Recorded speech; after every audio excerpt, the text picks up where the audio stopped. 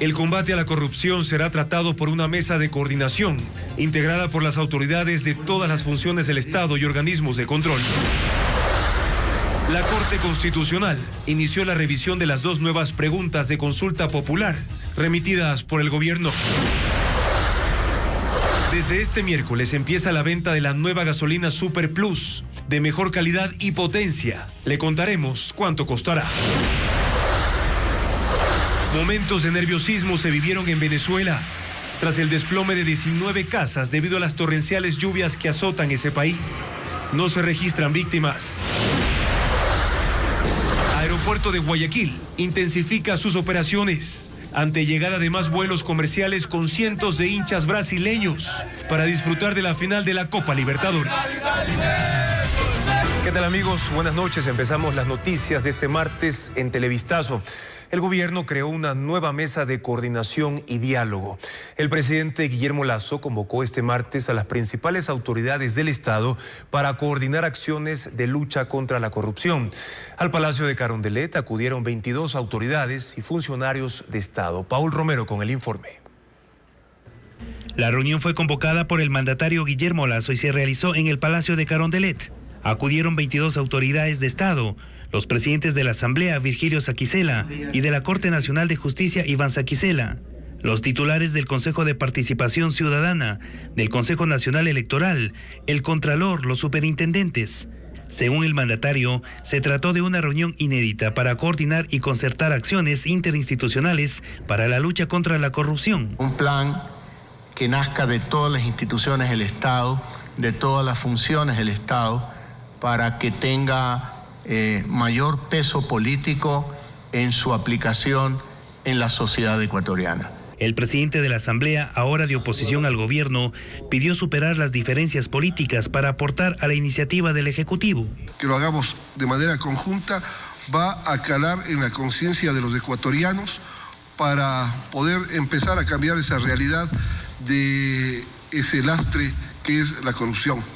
El titular de la Corte apoyó el plan del gobierno y defendió la actuación de la justicia entre las más cuestionadas por denuncias de corrupción. Las juezas y los jueces del Ecuador, en sus sentencias y resoluciones, sin permitir la impunidad en el narcotráfico, en la corrupción y en el crimen organizado. Cuente en ese sentido con la función judicial. Entre las instituciones del Estado que mantienen una deuda histórica en la lucha contra la corrupción está el Consejo de Participación Ciudadana, que tiene facultad constitucional para hacerlo, pero sin resultados. Por lo que es de nuestro interés poder participar en estas mesas de trabajo para erradicar este mal que existe en la administración pública y que corroe la confianza con el pueblo ecuatoriano.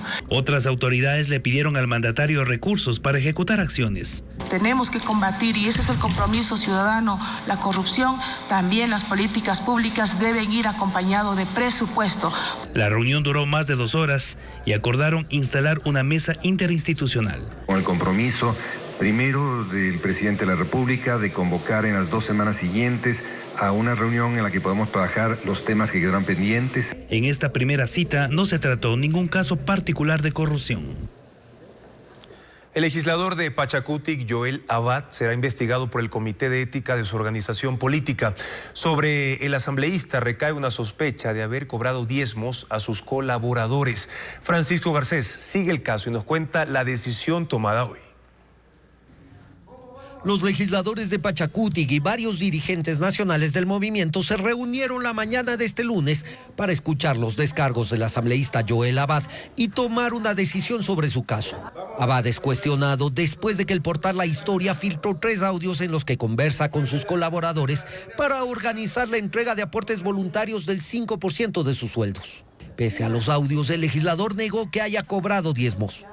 Pediré un proceso pericial para que se investigue los audios. Dijo que nunca se efectivizó el cobro de los aportes a sus colaboradores y que los audios filtrados fueron manipulados. Hace más o menos un año 2 meses, donde se hablaba de aportes que establece el Código Orgánico y el reglamento del movimiento Pachacutic. Jamás se ha hablado de fondos solidarios, de cuestiones de exigencia a nadie, ¿no?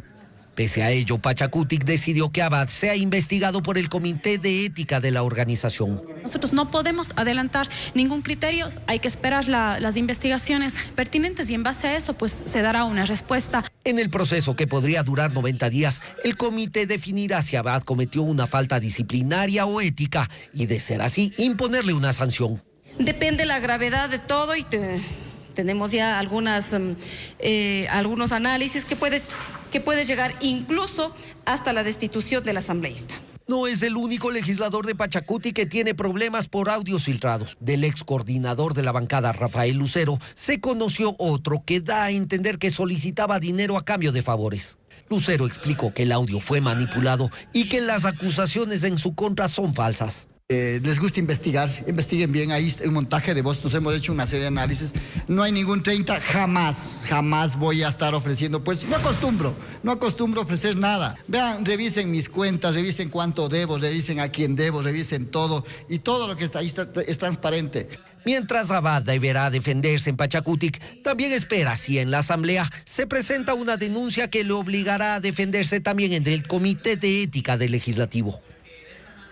La CONAIE y la FEINE marcan distancia del anuncio de paralizaciones para noviembre que hizo el presidente de la FENOCIN, Gary Espinosa. Hoy las organizaciones sociales se reunieron con el gobierno para dar seguimiento a los acuerdos alcanzados, pero otra vez se pospuso porque decidieron pedir a la conferencia episcopal que también sea garante de esta etapa. Nos informa Jacqueline Rodas. Este martes en la conferencia episcopal se reencontraron representantes del gobierno con los líderes de las organizaciones sociales para definir el cronograma de seguimiento de los acuerdos alcanzados en las mesas de diálogo. El encuentro se da en medio de anuncios de posibles paralizaciones la primera quincena de noviembre. Según Gary Espinosa, presidente de la FENOCIN, organizaciones de la costa preparan medidas por el incumplimiento de la condonación de deudas y de la entrega de créditos productivos. Tener que recurrir a este hecho de cierre de carreteras, que es lo que están, resolviendo los compañeros, pero es una medida preventiva, no se trata de una medida de carácter indefinida. Pero la FEINE y la CONAIE por el momento no piensan en movilizaciones. Así reaccionaron frente a las declaraciones del líder de la FENOCIN. Bueno, sí es preocupante las declaraciones de algunos compañeros que están realizando. Nosotros desde la CONAIE todavía vamos a tener asamblea el día 18 de noviembre. Ahí haremos una evaluación, ahí se tomarán unas decisiones colectivas. Aspiramos que no pase ninguna situación. Desde la FEINE siempre hemos estado llamando a la paz y a la tranquilidad. Y en ese sentido lo haremos, también exigiremos al gobierno para que no pase mayores situaciones, que cumpla también con los acuerdos ya pactados dentro de la mesa. La jornada no fue fructífera. Los dirigentes informaron que no hubo avance en el cronograma de seguimiento y que volverán a reunirse el próximo martes. Hasta tanto enviaron una solicitud a la conferencia episcopal para que continúe como garante. 4 postulantes buscan ser vocales de los trabajadores en el Consejo Directivo del IES. Esto ocurre porque no hay acuerdos entre los gremios. Carla Delgado nos cuenta que ahora se espera que la Superintendencia de Bancos califique los requisitos en los próximos días. Lo que temían pasó. Las organizaciones de trabajadores no lograron designar a un candidato en consenso para que los represente en el Consejo Directivo del IES. Esta tarde 10 organismos, entre ellos la Unión Nacional de Educadores, presentaron a sus candidatos por unanimidad. Me parece que es un ejercicio democrático, que es totalmente legítimo, que exista varias candidaturas y por supuesto el que tenga la mayor cantidad de respaldos es el que tiene que ser tomado en cuenta como representante de los afiliados. Por ahora señalaron tener la mayoría de al menos 16 organismos. En la mañana otros gremios hicieron lo mismo, aunque habían sido cuestionados por el Frente Unitario de Trabajadores porque advirtieron que se trataría de organizaciones fantasma. Hemos resuelto avanzar en una asamblea única y en esa asamblea única hemos designado los 2 vocales de mayoría, tenemos los documentos firmados y los vamos a hacer la entrega el día de hoy al presidente director del IES. También la Confederación Nacional de Jubilados y el Seguro Campesino cuentan con sus propios candidatos. Todo esto, aunque el decreto ejecutivo que busca la renovación de las vocalías dispuso que los trabajadores debían asignar a un solo postulante con su vocal suplente. Sergio Ganica, abogado laboralista, sostiene que la falta de claridad del decreto ejecutivo dio pie a estas disputas. Y en este decreto, la falencia que tiene es que no se señala la forma en la que tienen que ser designados estos representantes. Teoría con la que coincide el Observatorio de la Seguridad Social. Indican que ya alertaron que la ausencia de mecanismos para la designación derivaría en estas desavenencias. De que la falta de un padrón electoral para conformar un colegio electoral ha llevado a que en menos de 6 días existan al menos 4 listas de conformación de un colegio electoral y ninguna de las listas certificadas por nadie. Ahora se espera que la Superintendencia de Bancos califique las carpetas con los requisitos. Intentamos conversar con el presidente del IES sobre este proceso, pero no hemos obtenido respuestas. El gobierno alista la valoración del espectro radioeléctrico como paso previo a la negociación de los contratos de concesión con las operadoras de telefonía celular. Por otro lado, la ministra Bianna Maino asegura que el próximo año se abrirá el concurso para otorgar títulos habilitantes a los canales de televisión abierta. Los contratos de concesión con las empresas telefónicas vencen en el 2023 y el gobierno adelanta el proceso que se desarrollará para la nueva negociación a realizar. Hemos contratado por primera vez una valoración del espectro del país. Que se sepa que solamente el 30% de todo el espectro del país ha estado valorado y concesionado. Quiere decir que Ecuador es riquísimo en términos de cuánto espectro se puede desarrollar y eso no solo es recursos para el Estado. El valor aún no está determinado. En 15 días se tendrán los datos y se deja claro que no solamente se apuntará a la recaudación de cientos de millones de dólares como resultado de esa negociación. Los vamos a tener en 2 semanas de la UIT, que es el brazo especializado de Naciones Unidas internacional. Quiere decir que vamos a saber cuánto debería valer el espectro en lo que se va a concesionar y en todo lo demás. Hemos valorado el 100% para poder comenzar todo este desarrollo de nuevas tecnologías. Este no será una negociación solo fiscalista en beneficio de las arcas fiscales, sino de la población, que es para lo que debe servir la conectividad. La ministra también se refirió a la regularización de los medios de televisión abierta del país que se encuentran operando sin títulos habilitantes vigentes y con contratos prorrogados. Eso es un tema que está en proceso de regularización. ¿Y cuánto tiempo les tomaría? Porque parecería que no es prioridad en la agenda del ministerio ni de Arcotel el regularizar a medios de comunicación, canales de televisión que están con contratos caducados y a la espera de un concurso público y competitivo. Se les va a dar una regularización, una especie de prórroga regularizada hasta iniciar los concursos del próximo año. Se ha dado un poco más de prioridad a radios. Radios comunitarias es lo primero que va a salir por efecto justamente de la visión social que se tiene de democratizar los medios de comunicación y luego vendrán los canales. En los últimos 10 años una sola vez se convocó a un concurso para licitar frecuencias donde se incluyeron las bandas de los medios televisivos, pero fue anulado por la Arcotel por recomendación de la Contraloría General del Estado.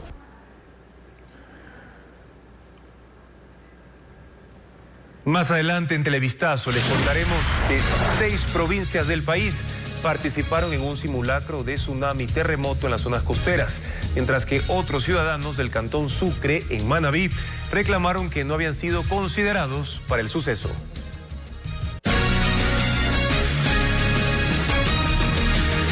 Seguimos con más noticias. Hoy se llevó a cabo un simulacro de tsunami en 6 provincias costeras del país. La actividad busca una preparación efectiva de la población ante este tipo de desastre natural. Solo en Esmeraldas se alternó el ejercicio con una participación simulada. Esto es un simulacro. Por favor, evacúe y diríjase a zonas seguras. Este fue el sonido de alerta que se escuchó en 28 cantones ecuatorianos durante el simulacro de tsunami y terremoto de 7.6 grados Richter realizado la mañana de este martes. Fueron 6 las provincias que participaron de este ejercicio: Manabí, El Oro, Guayas, Santa Elena, Esmeraldas y Galápagos, con cerca de 39.000 personas, entre ellas estudiantes de la Escuela Felipe Saúl Morales de Crucita, quienes salieron de su plantel avanzando por más de 1 kilómetro a un punto considerado seguro. Los niños estaban bien preparados porque ya tenían días que ya le habían dicho a los profesores lo que iban a hacer. Pues ya la profesora nos ha enseñado que hay que perder el miedo y que solamente tenemos que caminar rápido. Al escuchar las sirenas, irse a los puntos de encuentro y en los puntos de encuentro empezar a seguir los protocolos que están establecidos. La actividad permitió determinar que el tiempo promedio de evacuación superó los 24 minutos. Y es la experiencia de poder comprobar que el sistema de alerta temprana está funcionando de manera perfecta. Sin embargo, no todos participaron del ejercicio de evacuación. En Esmeraldas, por ejemplo, se hizo una simulación, como le explica Cristian Torres, director del Servicio de Gestión de Riesgos. ¿Influyó el tema de la inseguridad allá, los conflictos entre bandas? Las dinámicas del territorio cambian siempre y nosotros tenemos que adaptarnos. La preparación tiene que adaptarse a las dinámicas del territorio. Y es por eso que lo vamos a hacer de esa manera, pero de ninguna manera se va a dejar de hacer el ejercicio en la provincia de Esmeraldas. Autoridades ecuatorianas e invitados internacionales observaron el ejercicio. En el caso de Perú, el vecino país realiza al año 3 de estos eventos. Y venimos a ver cómo lo hacen ustedes para llevarnos sus experiencias. El monitoreo del simulacro lo hizo el ECU 911 con cámaras en los 176 puntos del sistema de alerta temprana. Durante la jornada, además, en el balneario de San Jacinto del Cantón Sucre de Manabí, ciudadanos realizaron un plantón para reclamar que su localidad no haya sido tomada en cuenta para el simulacro.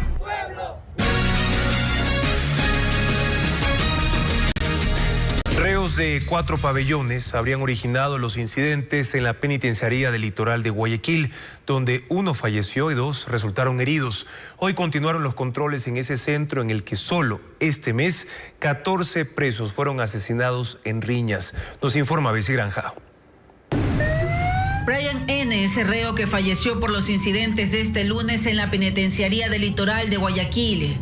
Recibió una bala en su tórax y aunque fue trasladado a un hospital, no sobrevivió debido a la gravedad de la herida. Asimismo, otros 2 privados de libertad resultaron lesionados y se recuperan en casas asistenciales. La mañana de este martes, familiares de varios presos continuaron llegando al reclusorio. Muchos con boletas de excarcelación que no han sido tramitadas desde la semana anterior. Sí, porque yo tengo a mi preso desde el día viernes ya con la boleta. Y ayer que salía y nada, mire. Mi hijo tiene la boleta ya. ¿De qué valemos esto? ¿Desde cuándo tenía que salir su hijo? El viernes. Este lunes se conoció que miembros del Grupo Especial de Acción Penitenciaria junto al director del Servicio de Atención a Privados de Libertad, Guillermo Rodríguez, y el delegado provincial de la Defensoría del Pueblo coordinaron acciones en torno a estos hechos. Según información de las autoridades de rehabilitación social, los enfrentamientos en esta cárcel se habrían originado en 4 pabellones. Solo este mes en la penitenciaría del litoral se registran 14 reos asesinados en riñas. El ataque ocurrió mientras la empresa de alimentación repartía los insumos. Reos del pabellón número 2 amenazaron al personal con tomarse el vehículo donde estaba la comida. Posteriormente, un grupo avanzó hasta la parte externa del pabellón 9 y efectuó detonaciones. Los pabellones en conflicto fueron el 2, 7, 9 y 10. A esta cárcel continúa llegando personal de las Fuerzas Armadas y de la policía para resguardar el perímetro y evitar más incidentes.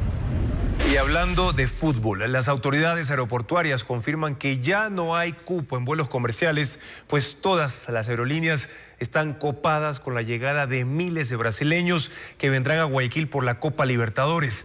Merlin Ochoa además nos informa que la policía confirmó la llegada de 190 buses llenos de hinchas por las fronteras norte y sur del país.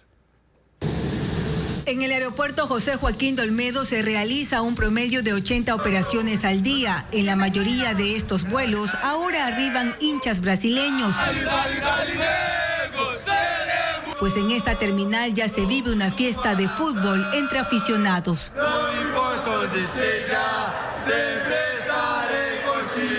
Mi primera vez en Ecuador, vamos a ver, aprovechar de disfrutar de la ciudad. Unos primos que llegan de Brasil y vienen a apoyar a Flamengo. Ya les aseguré las entradas y para uno también estar presente ahí. Algunos hinchas arribaron la semana pasada y durante la mañana de este martes fueron a la terminal guayaquileña a esperar a sus compatriotas. ¿Cuántos vienen? Más de 1000 amigos. ¿Van a recorrer Guayaquil? Sí, 3-0. 3-0 la final. ¿Quién gana?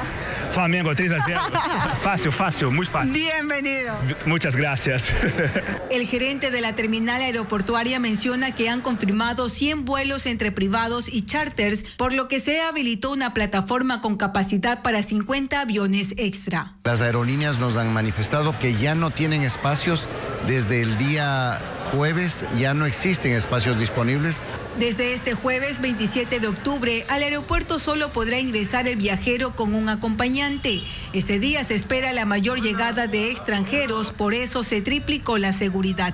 Tenemos alrededor de 90 policías trabajando permanentemente, tanto al interior como en el parqueadero. Pero los brasileños no solo están llegando por vía aérea, también por la terrestre. La policía confirmó el ingreso a Ecuador de 190 buses con hinchas por las fronteras norte y sur.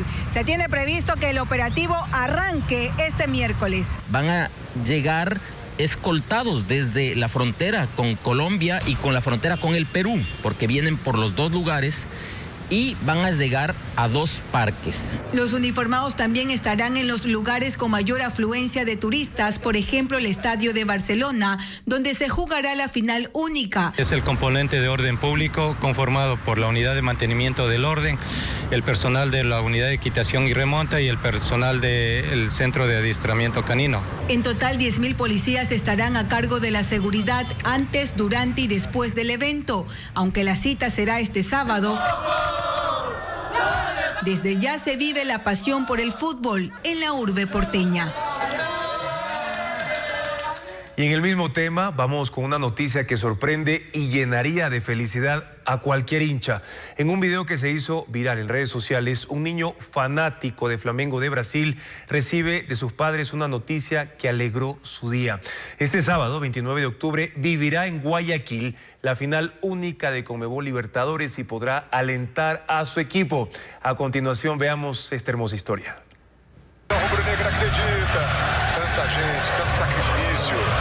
La euforia que despierta el fútbol en los aficionados brasileros es única.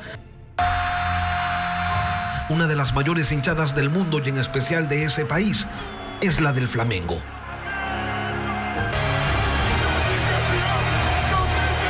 No importan las distancias, el clima o si son locales o visitantes. El apoyo a su equipo es un valor que nunca se negocia. Y esto lo aprenden desde niños.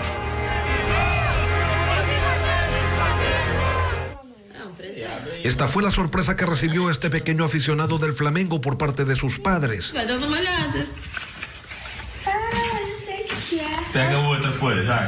El video que circula en redes sociales muestra la emoción que sintió este menor cuando recibió una de las mejores noticias, ver a su equipo en la final única que se jugará este sábado 29 de octubre en Guayaquil. Vamos para Guayaquil.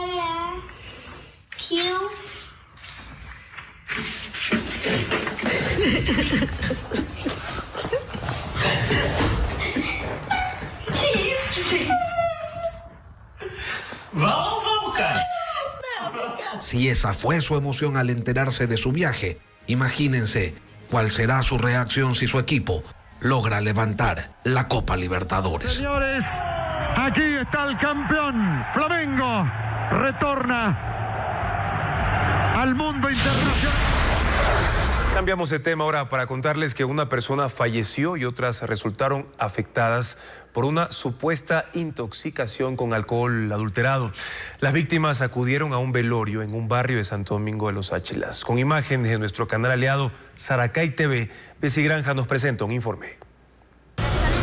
La alarma surgió cuando un grupo de personas ingresó con síntomas de intoxicación a un hospital privado en Santo Domingo de los Áchilas.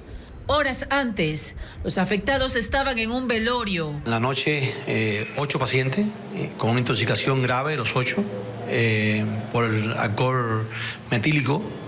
Están con tratamiento ahorita, pero todos están reportados graves. Los familiares dieron alerta a la policía de lo ocurrido. Fueron las autoridades quienes ayudaron a movilizar a los intoxicados. Aparentemente habían ingerido alcohol artesanal. Se brindó la ayuda médica pertinente trasladándoles a las casas de salud. Una de las víctimas falleció. Mientras tanto, los médicos monitorean las condiciones de salud del resto de pacientes. Un nuevo hecho violento se reporta en Guayaquil. Un hombre fue asesinado a balazos por sicarios esta tarde en la entrada de la 8 en el noroeste de esa ciudad. La víctima trabajaba conduciendo un bus en la zona mientras circulaba en el vehículo que fue interceptado por sujetos que le dispararon en varias ocasiones. La policía junto a los agentes de criminalística acordonaron el sitio y luego trasladaron el cuerpo a la morgue. El conductor no registraba antecedentes penales. La policía investiga los motivos del asesinato. Aumentan los casos de viruela del mono en Ecuador. En un comunicado, el Ministerio de Salud Pública informó que subieron a 243 los contagiados. La mayoría de los pacientes son hombres, mientras que en las provincias con el mayor número de infectados con el virus son Pichincha y también Guayas. La entidad gubernamental aseguró que ninguno de los infectados está hospitalizado. Como parte del plan gubernamental, Ecuador crece sin desnutrición infantil. Esta mañana se desarrolló un seminario internacional en Quito para intercambiar experiencias y de esta manera fortalecer a este proyecto. Rafael Hermida nos cuenta que más de 17 instituciones del Estado trabajan en el combate de esta problemática. Según el Banco Mundial, la región tiene indicadores alarmantes sobre desnutrición infantil y Ecuador actualmente se ubica entre los más altos con un 29%. No está de los mejores, es dentro de los peores dado su nivel de ingreso por cápita. Por eso está trabajando, por ejemplo, con otros países de la región que han tenido mucho éxito en bajar la tasa de desnutrición crónica infantil, como el Chile, el Perú. Y ha destinado $350 millones por cada año de gestión. Como parte del plan, este martes el presidente Guillermo Lasso participó en el seminario internacional Apuntando Alto, en el que se trataron dos temas centrales: mejorar la gobernanza y la responsabilidad compartida para combatir la desnutrición. Son cerca de 17 instituciones que trabajan desde sus áreas y hoy cuentan con el apoyo de organismos internacionales. El Banco Mundial, por ejemplo, aprobó un presupuesto de $200 millones. Este financiamiento permitirá desembolsar recursos sobre resultados verificables en materia de reducción de desnutrición crónica infantil.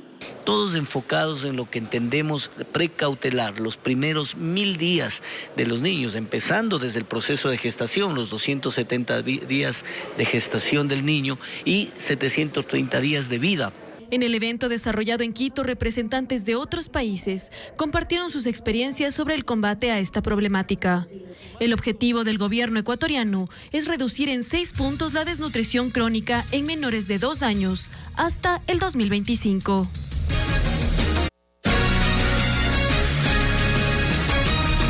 Tenemos más noticias para ustedes a esta hora y mucha atención porque en el país ya se comienza a distribuir la gasolina súper de 95 octanos, es decir, de mejor calidad. Mañana el gobierno hará el lanzamiento oficial de este nuevo derivado de combustible que reemplaza a la súper de 92 octanos. Pero ¿cuál será su precio en las gasolineras? Les tenemos un informe. La distribución ya comenzó desde hace varios días en las principales ciudades. Poco a poco, la nueva gasolina súper de 95 octanos llegará a las más de 1000 estaciones de servicio a escala nacional, reemplazando a la de 92 octanos, un proceso que tomará tiempo. Para esto, Petroecuador viene trabajando en un plan de cerca de 2 meses en la provisión de la gasolina de 95 y se está distribuyendo ya desde el viernes de la semana pasada a las estaciones de servicio con esa calidad, con ese nombre, lo que nos permite desde mañana iniciar ya la distribución en la venta al público. Vamos a iniciar en las principales ciudades del país. Sin embargo, ya en todos los terminales y refinerías de Petroecuador tenemos 95 octanos. La súper de 95 octanos es una gasolina de mejor calidad, con menos cantidad de azufre y por ende menos contaminante con el medio ambiente. Actualmente, el galón de la súper de 92 octanos tiene un valor sugerido de venta al público de $4.27. Ese mismo costo tendrá la nueva súper, pero el 12 de cada mes puede variar porque su costo está liberado, es decir, depende de la fluctuación en el precio internacional del barril de petróleo. Que además del petróleo hay otros componentes, que es la disponibilidad de refinerías, de buques y otro tipo de cosas, porque muchas veces uno cree que solamente el precio del petróleo dicta el precio de la gasolina y hay que tener en claro que hay otros componentes que también son determinantes en el precio. Sin embargo, actualmente poco más del 2% de quienes tienen un vehículo utilizan gasolina súper. Debido al aumento en su costo, la demanda disminuyó en los últimos años. Entonces sí, nos da la expectativa de que se puede recuperar en algo el mercado. No totalmente como era el 9% del mercado de combustibles automotrices, pero por lo menos de ese 2.2 que llegue al 3% ya es un avance. Menciona que el mejoramiento de la calidad de este combustible era uno de los pedidos del sector, incluso para la importación de nuevos modelos de vehículos. Para los autos nuevos y de alta gama, el mínimo es de 93 octanos. Entonces ahora ya están con una gasolina de 95 octanos que en octanaje ya se ajusta a los requerimientos de este tipo de gasolinas. Mientras tanto, los precios de los demás derivados de combustible se mantienen. Las gasolinas extra y Ecopaís en $2.40 el galón y el diésel $1.75 el galón. Valores que, a diferencia de la súper, aún tienen un subsidio del Estado. En la Corte Constitucional empezó el trámite de las últimas 2 preguntas entregadas por el gobierno sobre el Consejo de Participación Ciudadana. La jueza Daniela Salazar deberá elaborar el proyecto de sentencia para votación del Pleno, pues no tiene un plazo determinado para ello. Jacqueline Rodas nos explica más.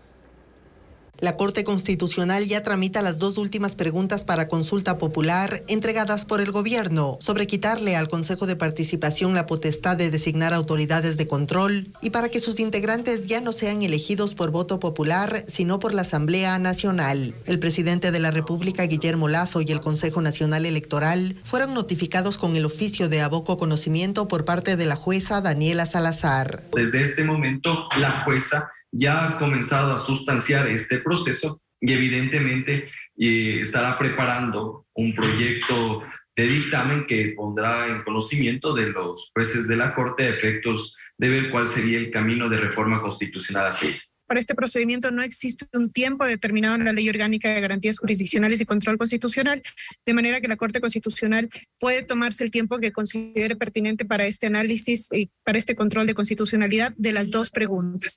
El mismo trámite que siguieron las 8 preguntas anteriores. La propuesta inicial, que estuvo bajo análisis de la jueza Alejandra Cárdenas, demoró un mes para obtener el primer dictamen de la Corte, que aprobó 6 de las 8 preguntas. Este paquete ya pasa por la segunda etapa de calificación del cuestionario, que sí tiene plazo. Al momento decurren 20 días hasta mediados de noviembre para obtener el dictamen final. Cada uno de estos grupos de preguntas tendrá que cumplir esta temporalidad y solo una vez que terminen podrán juntarse en un solo proceso. El presidente de la República finalmente tendrá la palabra de qué es lo que va a ir o no va a ir en esta propuesta de consulta popular, tomando en cuenta que debe haber un decreto en el cual se convoque a este mecanismo de democracia directa. Sigue pendiente el tercer paquete de preguntas anunciado por el gobierno. 700 millones de dólares en activos que se encuentran en el exterior fueron regularizados por ecuatorianos ante el Servicio de Rentas Internas. El director de esa institución, Francisco Briones, informó que existe una amplia colaboración con la autoridad tributaria de los Estados Unidos para de esta forma intercambiar información sobre bienes y cuentas que posean ciudadanos de Ecuador en ese país.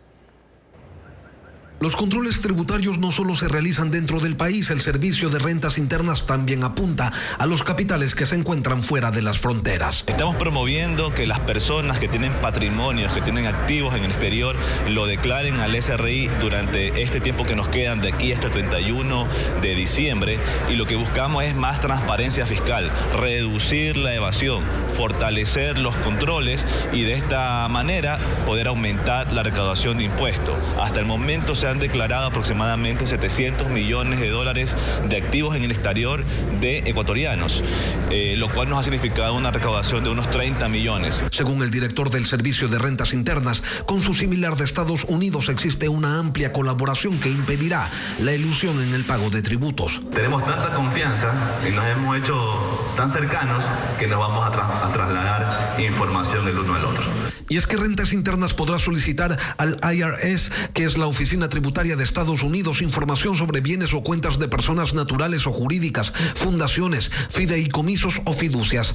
De la misma manera, desde Estados Unidos también pueden requerir información al SRI. Pero no solo se va a operar de esa manera con los Estados Unidos, sino también con otras naciones. Primer destino, la Florida, Estados Unidos. Segundo destino, Panamá. Tercer destino, cuarto destino, quinto destino. Ya tenemos varios países ahí más pequeños, pero es más de 140 países en la OCDE que intercambian anualmente información con Ecuador. Por esa razón, Briones insiste en que los ecuatorianos que tengan activos en el extranjero pongan en orden sus declaraciones y eviten problemas con la autoridad tributaria. Sobre el proceso administrativo en contra de varios uniformados de la Escuela Superior de Policía por el caso del femicidio de María Belén Bernal, aclaramos lo siguiente. El pasado 7 de octubre informamos en el noticiero estelar de Coavisa que 8 oficiales y 4 servidores policiales fueron sancionados y enfrentan procesos administrativos por el caso del femicidio de María Belén Bernal. Ellos son el teniente coronel Freddy Jara, director encargado de la Escuela Superior durante los hechos, el capitán David Andrade, los tenientes Julio Pillajo, Olmedo Alay, Lisette Navarrete, los subtenientes Fernando Orbe, Sebastián Camacho y Elizabeth Huachambala. Completan la lista 4 policías técnicos operativos, los sargentos Víctor Checaiza, Antonio Benítez, Héctor Toaquiza y el cabo Alexander Ucinia. Aclaramos que hasta el momento no han sido sancionados y son sujetos de una medida administrativa y se encuentran suspendidos provisionalmente de sus actividades ordinarias. Esta medida podría ser definitiva según lo que resuelva la autoridad que se encuentra sustanciando el sumario administrativo. Al regresar en Televistazo, hinchas del Aucas se alistan para ver por primera vez a su equipo jugar la gran final del Campeonato Ecuatoriano de Fútbol. Les tendremos más detalles de este histórico hecho. Tenemos más información para ustedes. Gracias por continuar en sintonía de Televistazo Estelar. Ecuador es el tercer país de Latinoamérica con una población de baja estatura. La carencia de nutrientes y una mala alimentación desde la infancia sería una de las principales causas, según lo dieron a conocer médicos en Guayaquil durante un conversatorio por la conmemoración del Día Mundial de las Personas de Talla Baja. Diego Cuenca preparó un informe. Ecuador es el tercer país de Latinoamérica con población de baja estatura. La medida promedio de un joven ecuatoriano es de 1,67 m, mientras las ecuatorianas tienen una estatura de 1,55 m. Por eso en Guayaquil este martes celebraron el Día Mundial de las Personas de Talla Baja. Lo hicieron con un conversatorio en el Hospital de los Ceibos del Seguro Social, que desde hace 3 años tiene la clínica de talla baja. Con más de 200 niños investigados, 100 niños en tratamiento y cerca de 20 ya dados de alta, que se los ha llevado de manera sistemática por más de 2 años en tratamiento y seguimiento en un proceso que es de alto costo, no solo de manera pública, sino también privada. Algunas de las pequeñas se enfrentan a esa condición a través de hormonas de crecimiento. Así lo señala Ketty Ceballos, endocrinóloga pediátrica. Del total de pacientes que nos refieren por sospecha de trastorno del crecimiento o talla baja, aproximadamente el 20% de ellos realmente tienen algún problema o alguna condición de salud que esté afectando su crecimiento. En el continente americano, solo Guatemala y Perú tienen una estatura media menor que la de Ecuador. Les contamos ahora que los aficionados de la Sociedad Deportiva Aucas se alistan para la gran final contra Barcelona. El equipo capitalino busca por primera vez un campeonato nacional y la hinchada está llena de alegría, por supuesto. Alex Ceballos nos cuenta más en la siguiente nota. Aucas de mi amor, lléname de goles ese marcador. ¡Que vive el Aucas! ¡Yeah! Los hinchas del Aucas durmieron con los colores amarillo-rojo y la música del equipo de sus amores. Pero ahora sí estamos bien alegres. Llegar a una final de fútbol en el campeonato ecuatoriano por primera vez es algo que les emociona hasta las lágrimas. Me abracé con mi hijo también. Lloramos los dos. Fundado en 1945, nació en el corazón del pueblo. Está en cada artesano, constructor, mecánico, sastre. personas que ya no están no le han visto culminar y esperamos seguir así.